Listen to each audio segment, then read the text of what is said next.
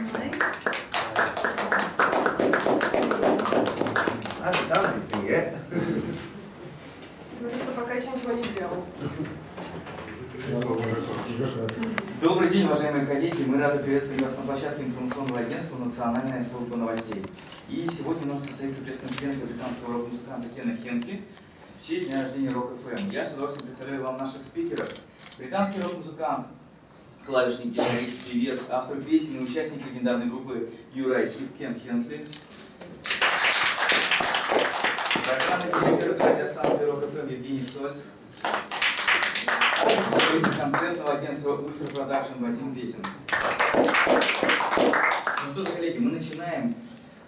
Евгений, 11 лет станции. Как лично вы отмечаете день рождения Рок-ФМ? Может быть, есть какие-то традиции? Да, лично, вы знаете, у нас мы обычно устраиваем масштабные вечеринки, приглашаем наших друзей, партнеров по индустрии, наших радиослушателей. В этом году мы решили подарить слушателям Рок-ФМ два концерта нашего уважаемого гостя. Приезд Кена Хенсли в этот раз в Россию он вдвойне символичен. Я поясню почему. Ну, во-первых, как вы упомянули, радиостанции Рок-ФМ 11 лет. Знаете, это большое счастье, большая радость, что в Москве и в ряде российских городов есть это радио, заниматься которым мне доставляет особое удовольствие. Вчера был шикарный концерт Кена Хенсли, первый концерт из серии российских концертов музыканта. Прошел на ура. Те, кто не был, рекомендую очень попасть сегодня на концерт. Это не получится уже. Sold out, да? Да. Вот, организаторы говорят, что билетов больше нет. Ну и визит Кена Хенсли, друзья, вдвойне символичен, потому что для тех, кто, может быть, не знает, сегодня, 13 апреля, это Всемирный день рок-н-ролла, Всемирный день, праздник нашей любимой музыки. И я хотел бы от лица всех радиослушателей, от лица всех нас и от лица слушателей радиостанции Рок-ФМ поблагодарить Кена Хенсли за его прекрасные песни и поздравить с праздником. Во имя музыки наш многоуважаемый гость, этой музыке он посвятил всю свою жизнь, за что ему огромное спасибо и низкий поклон.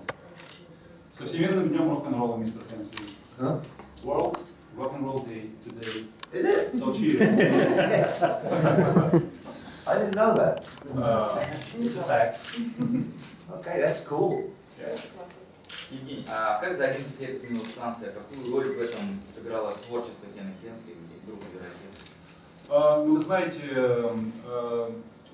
самую непосредственную, самую прямую роль, потому что, как мы все прекрасно знаем, творчество группы Юрай, вы упомянули, и песни Кена Хенсли, это форматообразующий артист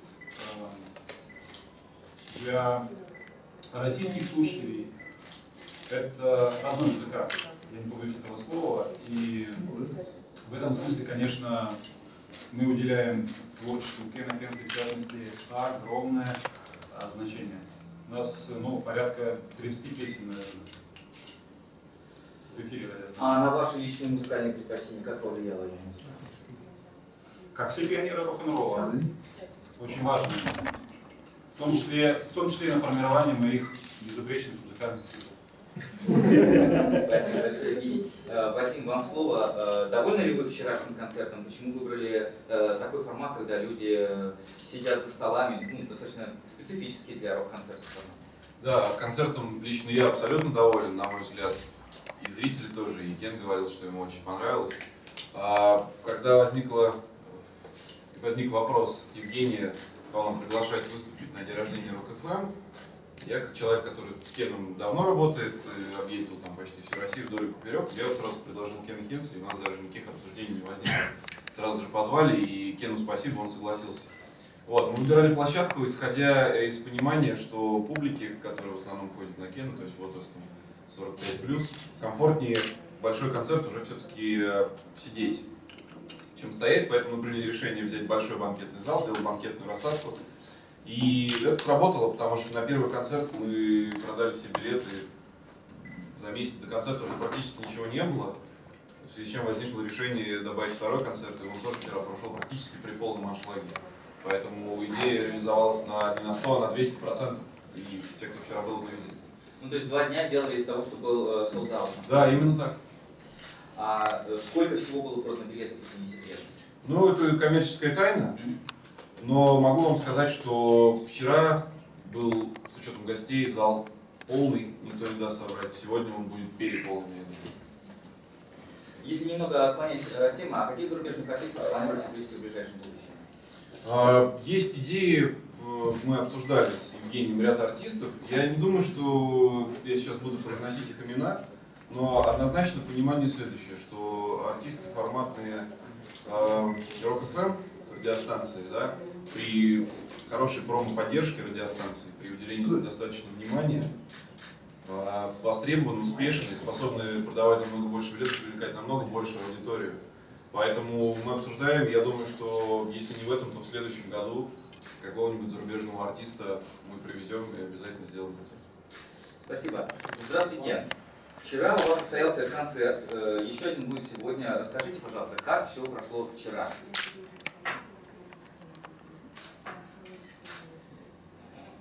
Actually, last night's concert was one of the best concerts me and Live Fire ever had.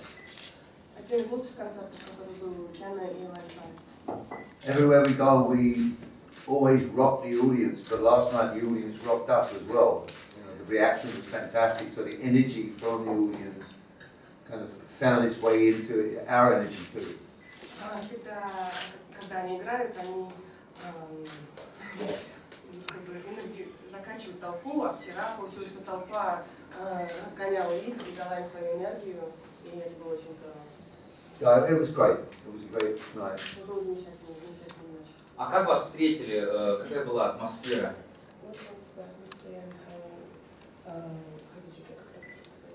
Well, first, Izvestia Hall is a great venue. It has a great sound to it, and even though the audience was sitting down, we connected with them very quickly. И хотя люди сидели, все равно быстро установил связь.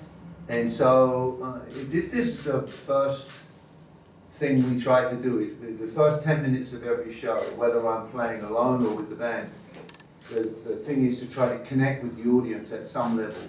И это первое, что я делаю, когда я играю сам или с группой, первые 10 минут я пытаюсь установить связь каким-либо образом с людьми. So that happened very quickly, and so we got a really good response from everybody on the floor, in the balconies, everywhere. Это произошло очень быстро вчера, и мы получили очень хороший ответ, ответная реакция от всех за столами и на балконе. Кен, 3 года назад у вас был юниор-тур вместе с Юнайки, в рамках которого вы посетили, в частности, и Москву. Скажите, пожалуйста, вот ваши впечатления от тура вот такого рода в целом и от выступления в Москве в частности?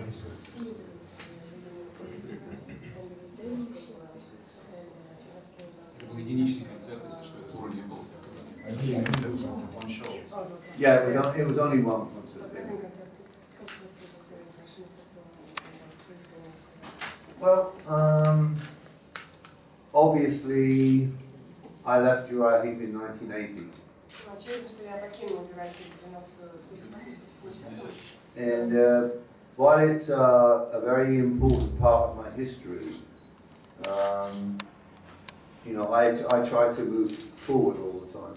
И хотя это, конечно же, очень важная часть моей истории, я всегда пытаюсь двигаться дальше. So Mick is the only original member of the band left. Микс единственный изначальный участник группы, который остался. So the idea to get together with Mick and play was, I thought, quite interesting actually. Ну, это была интересная идея вместе с Миком опять встретиться и поиграть. So I worked hard to get ready for the concert, learn some new songs and try to remember some of the old songs. And Yeah, it was fun. I wouldn't want to do it again, but it was fun. И я всегда готовился к этому концерту, выучил какие-то новые песни, пытался вспомнить старые. Ну и, в общем-то, это было весело, это было интересно, но я еще раз такого бы не сделала. Почему? Не хотите повторить? Why would you do it again? Well, because it's the kind of thing you just do once. Ну, потому что это то, что как бы делается только один раз. I have a lot of other projects that I'm working on, and so I really wouldn't have time to do it again. So I mean, no, yeah, I'm glad I did it one time, but that's, for me, that's it. I've got a lot of other things to do. У меня есть очень много других проектов, у меня просто как бы нет времени это делать, и я очень рад, что сделала тогда, но больше нет. А репертуар вчерашнего концерта и того, который будет сегодня, как-то отличается?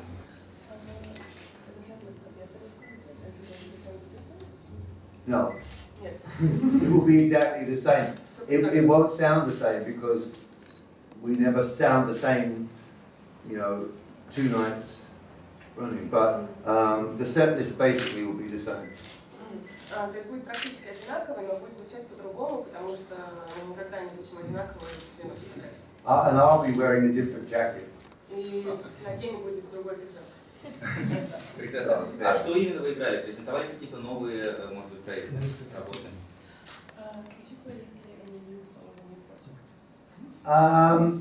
Actually, we did play some different songs. Мы играли какие-то другие песни. Nothing was new because we are recording a new live fire album this year. Ничего не было нового, потому что мы сейчас как раз записываем новый альбом. But the set list is different from the last time we played here in Russia. So, you know, we like to try to keep it interesting, and we have lots of songs to choose from. Ну, сет-лист отличался от того, когда они последний раз играли в России, и стараются всегда что-то делать новое, интересное. А хотели бы вы поработать с кем-то из российских рокеров? Может быть, есть коллектив или исполнитель, с которым вы хотели бы провести совместную работу?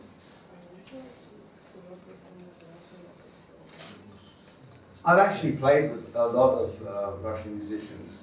I made an album here a long time ago, here in Moscow, called The Wizard's Diary. During that time, I worked with a lot of Russian musicians and singers. На самом деле, Кен играл со многими российскими музыкантами, и в прошлом он записывал альбом здесь, который называется Wizard's Diary, дневник волшебника. И в это время он играл со многими российскими музыкантами. And on Sunday, I'll be working with a Russian symphony orchestra and 50 children in a choir. И в воскресенье он будет работать с симфоническим оркестром и с 50 детьми в хоре. So that will be good. Ну, это будет здорово. Да, конечно. Да, если позволите, вопрос следующий. Бытует мнение, что у каждого английского мальчишки в детстве мечта стать либо рок-музыкантом, либо футболистом. Была ли у Кена Хенсли такой выбор? И продолжение темы, каковы его прогнозы на выступление сборной Англии на грядущем чемпионате мира в Москве?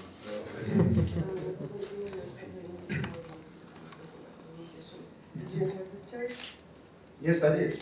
Да, у Кена тоже был такой выбор. When I was 16, I had a contract from an English First Division football team. Когда я был 16, у него был контракт с английской футбольной командой. But by then it was too late. Но уже было поздно. I wanted to play rock and roll, that's it. Я хотела играть рок-н-ролл. My dad didn't like that decision, but Отцу не понравилось это решение, но... Вторая часть вопроса.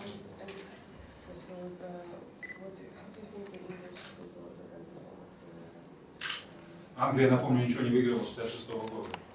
any World Cup? Yes. Oh, I think they will probably lose. They might win go through the first round, but they won't go through the second round. Кен думает, что они, скорее всего, проиграют. Они, наверное, пройдут первый тур, но второй тур не пройдут. They're not a very good team. Не очень хорошо. I think you have to watch out for Germany and Spain. Он советует присмотреть за Германией и Испанией. Or maybe Denmark. Ну, Дания. Спасибо. Кен, вы много выступали в России. Где вам больше всего понравилось? Может быть, у вас есть любимый город в России?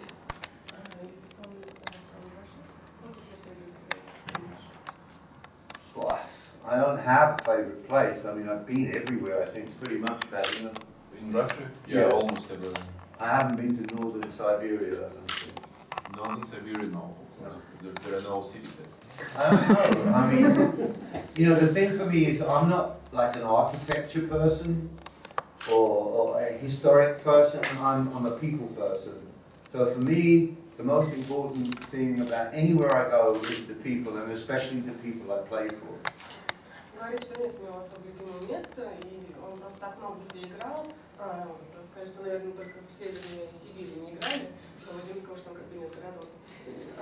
И Кен говорит, что он не как архитектор или что-то подобное, ему не важно где, ему вот важны именно люди, которые приходят на концерт.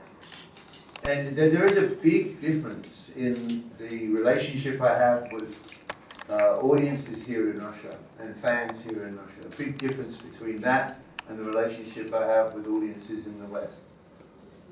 Говорит, что существует большая, огромная разница между его аудиторией здесь, в России, и аудиторией на Западе. And it's really what connects me with the people here is the music. И то, что соединяет его с людьми здесь, это музыка. And what connects, if I get connected with a Western audience, it's mainly the event that's important to them, not necessarily the music. They're very, you know, blasé, the word? Yeah.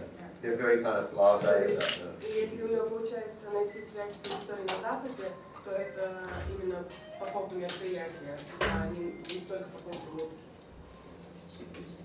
А есть ли, как вот вы считаете, есть ли в мире начинающие коллективы, про которые вы могли сказать, что у них великое будущее, они станут легендами рока, рок-н-ролла?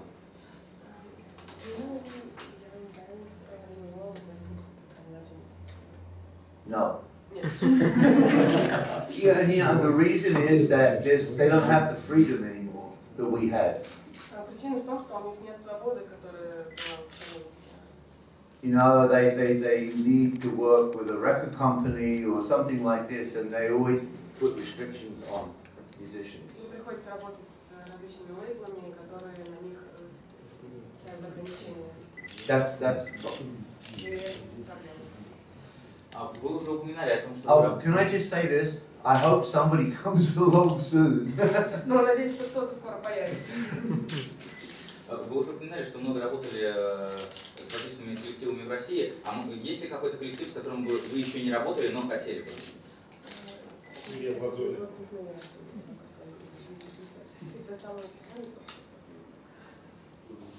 I can't really answer that because I don't know. I mean, I've done so many shows where I've worked on the same show as a lot of Russian bands, and I will be doing that in places this year. But I don't get to know them very much. But I do, you know, listen, I've played with some fantastic musicians in this country. They just have one little problem, and that is that they tend, oh, sorry. Он говорит, что он участвовал в мероприятиях, где были российские музыканты, тоже, допустим, выступали на том же концерте, но ему не удается как бы их узнать близко. Вот. Но он говорит, что с фантастическими работал российскими музыкантами, но у них есть одна проблема. And the problem is, in rock and roll, in real rock and roll, there's no rules, right? В настоящем рок-н-ролле нет правил. So most of the musicians I have worked with are highly trained musicians. They studied music, they learn how to read music and write music in the formal way, and this creates rules. А музыканты, с которыми Кен работал из России, они все высоко квалифицированные музыканты, они изучали музыку, знают, как читать музыку и так далее. Поэтому это делают такие правила, которые So they need to throw the rules away and just play from here. Им нужно выкинуть правила и играть в душе и сердце. Of course, this means they'll make no money, but Ну, это значит, что у них не будет денег, но...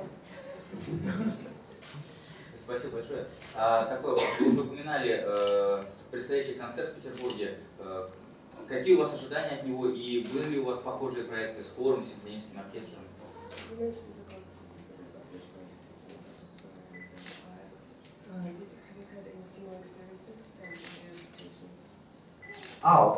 Well, yes, I have had similar experiences. I did the same thing in St. Petersburg 3 years ago. Was it 3 years ago? Yes, in 2015. Yeah, and the orchestra was slightly bigger, but I had the same 50 children in the choir. And it's just a great experience, you know. My songs were written a certain way and played a certain way, and now to hear them played in a completely different way is for me, is amazing.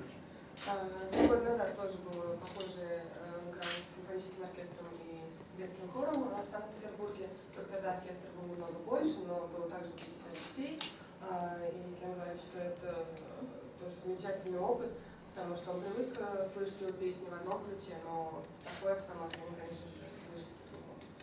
It's also something that I never imagined when I was young and playing rock and roll for the first time. I never imagined that I would ever play with like an orchestra of real musicians. Когда он был маленьким, он представить себе не мог, что он будет играть с оркестром настоящих музыкантов. And now I play sometimes solo, completely alone, sometimes with my band, like tonight, sometimes with orchestra, sometimes with just a string quartet, and backing singers, lots of different ways. А теперь он иногда играет соло совсем один, или же с группой, как сегодня будет, или же с оркестром. И мы, в общем, здесь очень много вариантов, как он исполняет. Спасибо, коллеги журналисты. Если у вас есть вопросы, поднимайте руку, постарайтесь задать вопросы. Да, это Наталья Тарашова, контакт @bengel.ru. У меня несколько вопросов относительно именно ваших сольных концертов. Скажите, пожалуйста, в последнее время я заметила, что вы стали меньше на них петь, отдавая, так сказать, лидирующую роль приглашенному вокалисту. В чем причина?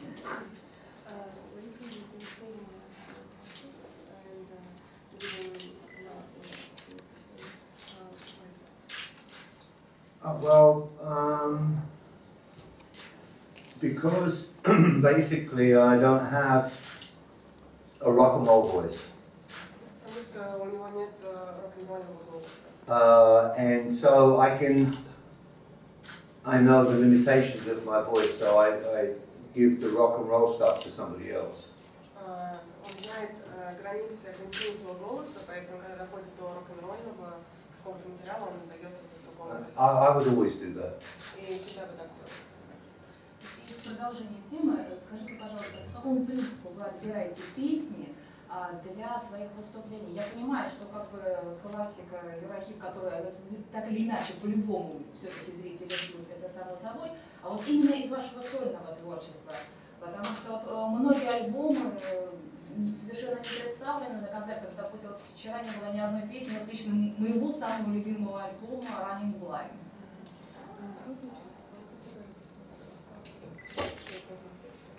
Коллеги, давайте не будем переходить на частности, да? Сейчас давайте помасштабнее вопросы, и уже просто время заканчивается. Буквально 3-4 вопроса, хорошо? Well, it's not easy because I have more than 340 songs in my book. Но это нелегко, потому что у него есть более 300 песен. So I start with the songs I know everybody will want to hear. July Morning, Lady in Black, Look at Yourself, and so on. And then I just add other things which I think will be interesting. You know, for me, I play all the time, and I've been playing for 54 years, so you know, it also has to be interesting for me too. То есть он начинает с тех песен, которые всем бы хотелось слышать, как Lady in Black, которые он перечислил, но потом он просто добавляет какие-то песни, и, конечно же, хочет, чтобы было интересно аудитории, но также и ему, потому что он уже играет 54 года, и как бы хочет, чтобы ему тоже было интересно. Вопрос он и шуточный, и серьезный одновременно. Кен, у вас вышла новая компиляция Rare and Timeless. Кем вы себя больше ощущаете? Rare or Timeless? He's smiling. It was a joke and serious question. Okay. So it was a whole compilation, Rare Antennas? Yeah, Rare Rare Antennas and so 2000. How do you identify more rare antennas? Both. It's like a pack. My wife will tell you that I'm rare, and my doctor will tell you I'm timeless.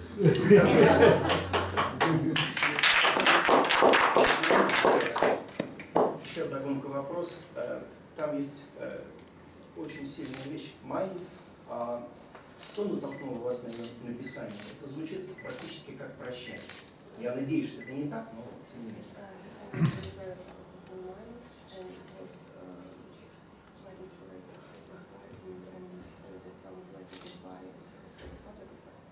Oh, it's certainly not a goodbye. That song, there's also another song which will surface sometime called Dear Mr. Star. Есть еще одна песня, которая когда-нибудь появится, называется «Dear Mr. Star». They were written around the same time. Они были написаны примерно в наше время. And for me, one of the most interesting things about my musical life has been the amount of time I spend in my imagination. И для него самая интересная вещь про музыкальную жизнь – это сколько времени он провел в своем воображении. And there's a conflict between my little fantasy world and reality. И существует конфликт между его маленьким фантазийным миром и реальностью. So it's something I try to understand it because I know I have to be realistic at times. И пытается это понять, потому что понимает, что нужно быть реалистичным. But my imaginary world is the world where I write my songs, so I have to be there too. Но вот этот мир его воображения, это как раз там, где он пишет эти песни, поэтому ему там приходится находиться. It's a difficult balance, Это сложный баланс, but I'm constantly working on it. но он постоянно над этим работает. But this song, mine, is specifically about this conflict between reality and fantasy. И вот эти песни Майя как раз про вот этот конфликт между фантазией и реальностью. I've spent all of my life has been music, Вся его жизнь это музыка. which is great from the point of view of writing songs and playing concerts, but it doesn't give you much preparation for normal life. И это здорово с точки зрения того, чтобы писать музыку и играть концерты, но это не оставляет много времени на настоящую жизнь. So I can't cook and I can't fix cars, I can't do any of the things which people do in normal life. But То есть он не может готовить, не может чинить машину, не может делать многие вещи, которые люди делают в обычной жизни. But if you need a song, I can write it for you. Но если вам нужна песня, то он может написать. Спасибо большое, коллеги-журналисты. К сожалению, у музыкантов совсем мало времени осталось. Мы завершаем пресс-конференцию торжественным подписанием гитар. Пожалуйста. Oh, I'm going to sign a guitar. Oh, no.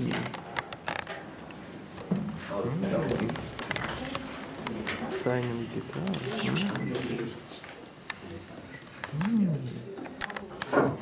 So this guitar is worth, what, $1,000?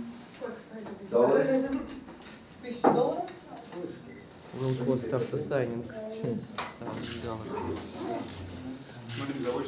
Because when I signed it, it would be worth 500. Когда мы подпишем, нам будет 500 раз дороже. Это расчет.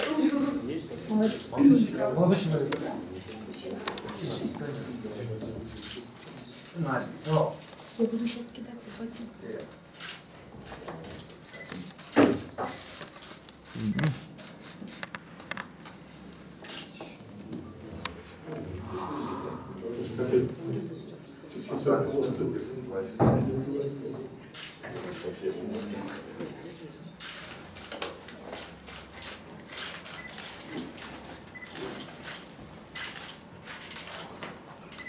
Yeah, and one more.